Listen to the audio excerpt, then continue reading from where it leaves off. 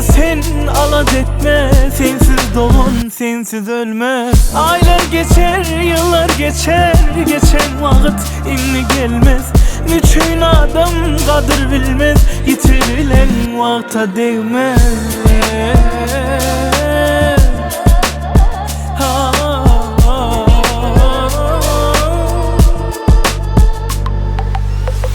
İçimde bir söğüş bardı goya yürek bilen. Aklım görüşerdi, yürek diyerdi cıdam ok çağır. Aklım diyerdi onun sana yar bolmadı ahır.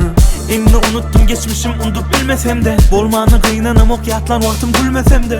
Sen bilsen de ya hiç bilmesen de, günlem geçip dur yanımda bolmasan da. Sen bolmasan da. Ertirem doğar güneş, sen gittin deyip sönmez. Men kovu sen alat etme, sensiz doğun sensiz ölmez. Aylar geçer yıllar geçer, geçen vakit inni gelmez. Müçün adam kadir bilmez, yitirilen vakta değmez.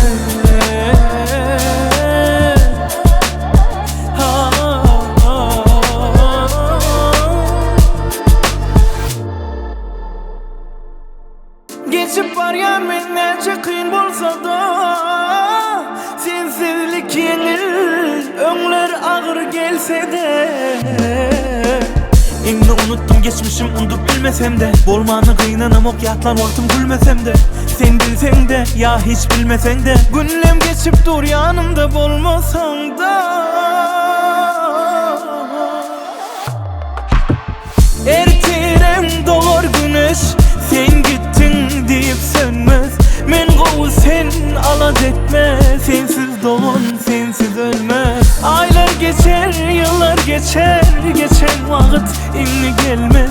Müçün adam kadir bilmez, yitirilen vakta değmez.